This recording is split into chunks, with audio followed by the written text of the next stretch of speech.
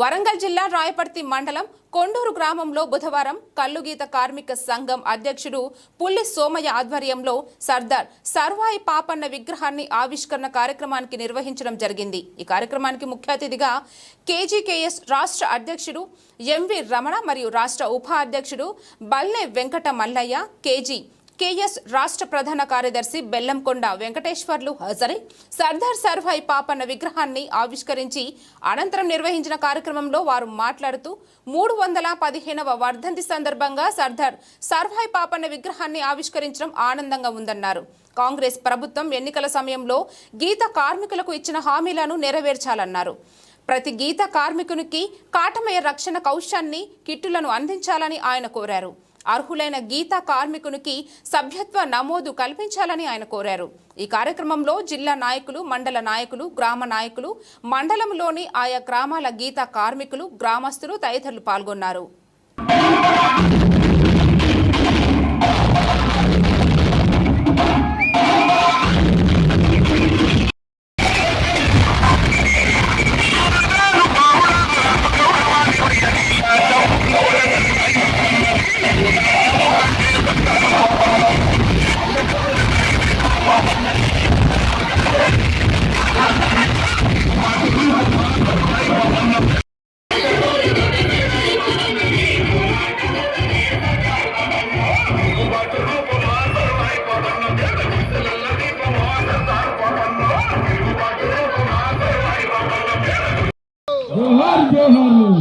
सरदार सर्वाई पापन्न आशयाలను జోహార్ सरदार सर्वाई पापन्न జోహార్ పాకిస్తాన్ सरदार सर्वाई पापन्न ఆశయాలను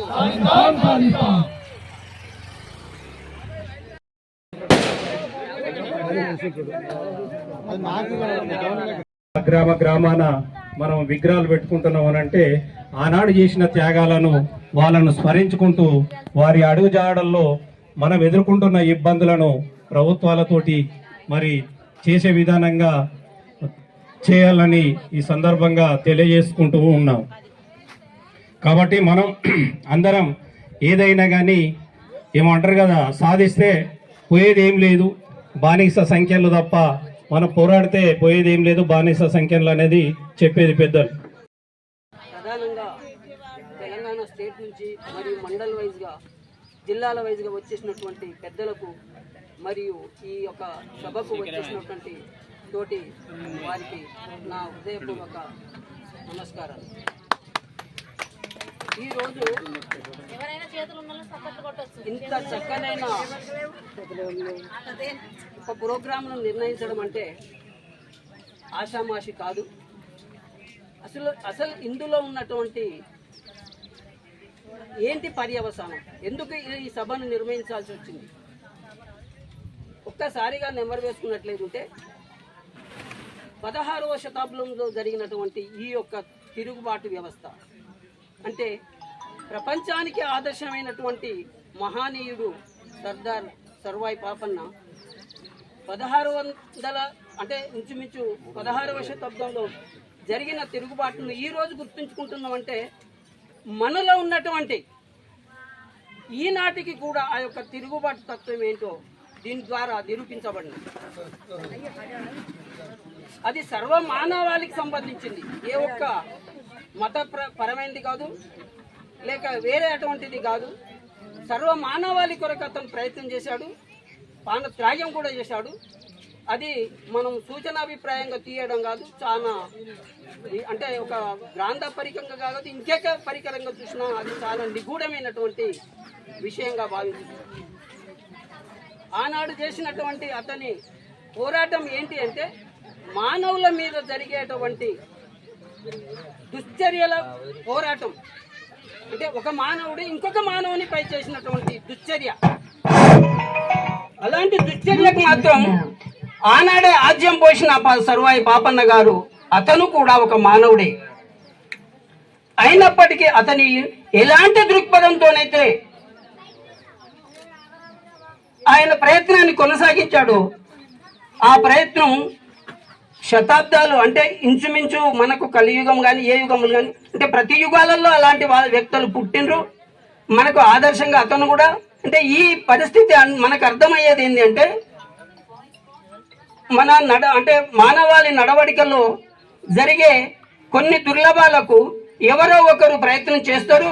వారి ప్రయత్నం అనేది ఇంచుమించు మానవాళికి ఎక్కడికి ఉంటది అనేది దీని ద్వారా తెలియడం జరిగింది. సర్దార్ పాపన్న గారు వ్యతిరేకించి పోరాటం చేసిన సమయాలలో రాజుల పరిపాలన, ఆ రాజుల పరిపాలన ఎదిరించినటువంటి మానవుడు సర్దార్ పాపన్న. మనము కూడా ఇప్పుడు మనం ఆలోచించినట్లయితే ఆయన ఆదేశాలు, ఆయన ఆశయాలను మనము సజీవంగా కాపాడాల్సిన బాధ్యత మనపై ఉన్నది.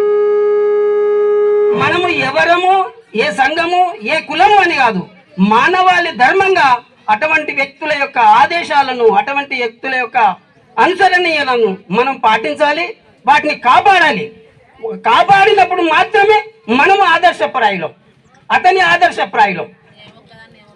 సభలు పెట్టుకోవడం కాదు, మనం ఏదో ఈ సభల మీద మాట్లాడడం కాదు. నేను వేరే మాట్లాడిన వాళ్ళని నేను కించపరచడం లేదు. మాట్లాడిన ఆ యొక్క అంటే దాంట్లో ఉన్న అర్థాన్ని కూడా మనం ఎంతో కొంత ఇముడించుకున్నప్పుడే మనం వాళ్ళకు ఆదర్శంగా నిలబడగలుగుతాం. మనం ఇంకా చేయాల్సినవి అంటే తోటి మానవునికి మనం చేయాల్సినవి చాలా ఉన్నాయి. అలాంటి వాళ్ళల్లో మనం ఒక నువ్వు చనిపోయినటువంటి రోజు అంటే 315 సంవత్సరాల క్రితం ఆయన చనిపోయాడు. ఆ చనిపోయినటువంటి వాడిని మనం గుర్తు చేసుకుంటున్నాం. ఆయన మన తాత కాదు, మన ముత్తాత కాదు, ఎవరు కాదు.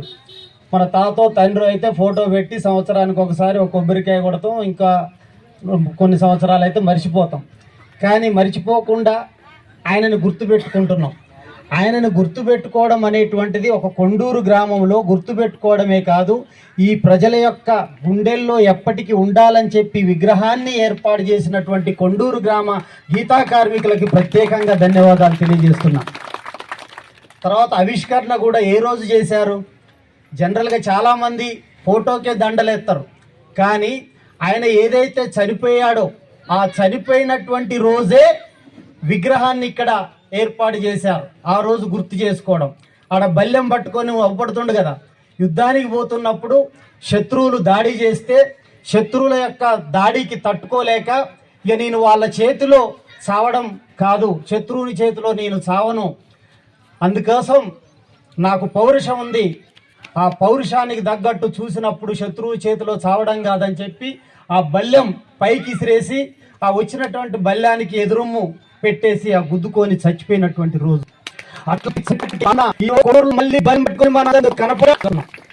హైదరాబాద్ కూడా పాపన యొక్క వర్ధంతులు జరుపుతారు కదా, పెద్ద పెద్దోళ్ళు వస్తారు కదా అని.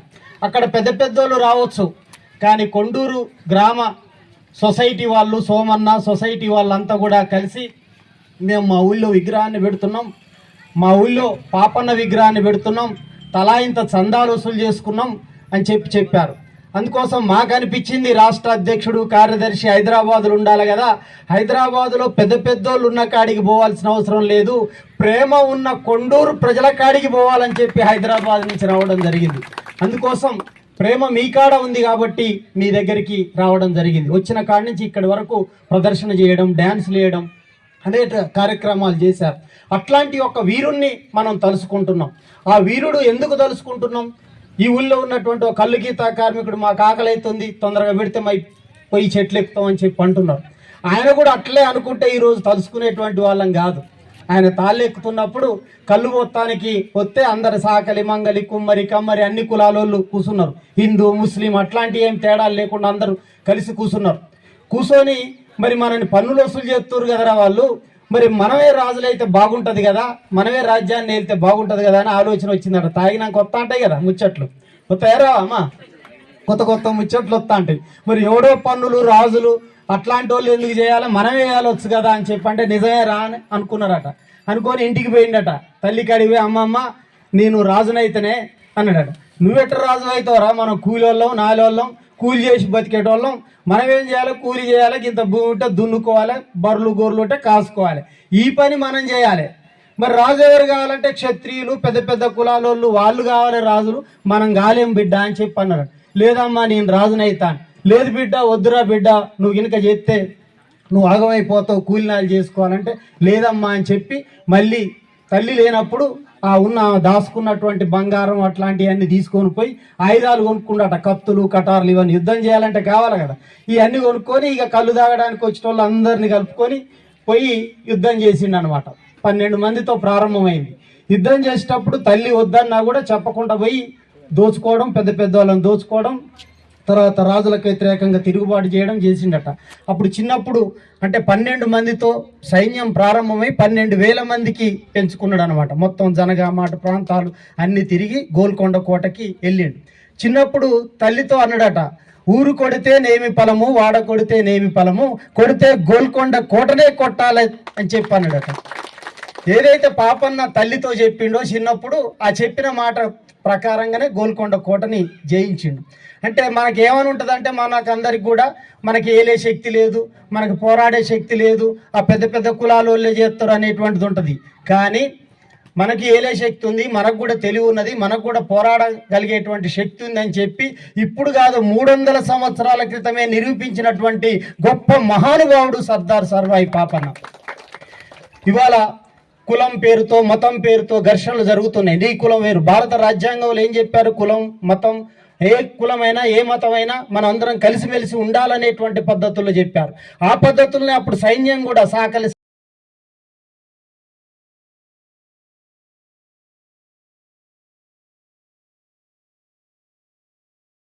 ఈరోజు వరంగల్ జిల్లా రాయపర్తి మండలం కొండూరు గ్రామంలో సర్దార్ సర్వాయి పాపన్న విగ్రహావిష్కరణ కార్యక్రమానికి కొండూరు గ్రామ ప్రజలు సమస్త ప్రజలు మొత్తం కూడా ఘన స్వాగతం పలికి ఇలా ఘనంగా 315వ వర్ధంతి కార్యక్రమాన్ని ప్రజల సమక్షంలో కల్లుగీత కార్మిక సంఘం ఆధ్వర్యంలో ఈరోజు ఘనంగా చేసుకోవడం జరిగింది. ముఖ్యంగా ఇక్కడ మామూలు అతి రాష్ట్ర రాజధానికి వరంగల్ జిల్లాలో ఉన్న కొండూరు గ్రామంలో విగ్రహావిష్కరణ చేశారు. రాష్ట్ర ప్రభుత్వం తక్షణమే రాష్ట్ర రాజధాని నడిబొడ్డున ట్యాంక్ బండి మీద సర్దార్ సర్వాయి పాపన్న విగ్రహాన్ని ఏర్పాటు చేయాలి. కల్లుగీత కార్మికులు ఎదుర్కొంటున్న సమస్యల్ని పరిష్కరించాలి. కాంగ్రెస్ ఎన్నికల మేనిఫెస్టోలో ప్రకటించిన సమస్యలు మొత్తం కూడా పరిష్కారం చేసి గీత కార్మికులకి కళ్ళుకు మార్కెట్ కల్పించాలి. వృద్ధాప్య పెన్షన్ 4,000 రూపాయలు ఇవ్వాలి. వృత్తిలో ప్రమాదాన్ని నివారించడానికి అందరికీ సేఫ్టీ కిట్లని వృత్తి చేసే వాళ్ళందరికీ అందించాలి.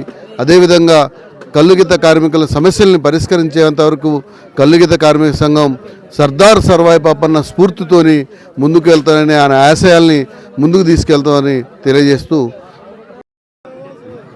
ఈరోజు వరంగల్ జిల్లా రాయపర్తి మండలం కొండూరు గ్రామ కల్లుగీత కార్మికుల ఆధ్వర్యంలో సర్దార్ సర్వాయి పాపన్న 315వ వర్ధంతి సందర్భంగా విగ్రహావిష్కరణ ఏర్పాటు చేయడం జరిగింది.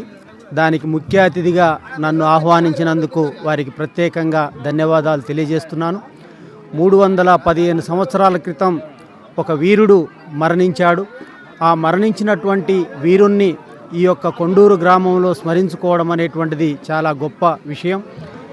ఈ గ్రామంలోనే కాదు, తెలంగాణ రాష్ట్ర ప్రభుత్వం హైదరాబాద్ నడివొడ్డునున్నటువంటి ట్యాంక్ బండ్ పైన కూడా పాపన్న విగ్రహం పెట్టాలని చెప్పి ఈ సందర్భంగా ప్రభుత్వాన్ని డిమాండ్ చేస్తున్నాం. అలాగే పాపన్న ఏలినటువంటి కోటలు అభివృద్ధి చేయాల్సినటువంటి అవసరం ఉంది. పాపన్న ఏలినటువంటి ప్రాంతం, పుట్టినటువంటి ప్రాంతం జనగామ జిల్లా. ఆ జనగామ జిల్లాకు సర్వాయి పాపన్న పేరు పెట్టాలని చెప్పి కూడా ఈ సందర్భంగా ప్రభుత్వాన్ని డిమాండ్ చేస్తూ ఉన్నాం.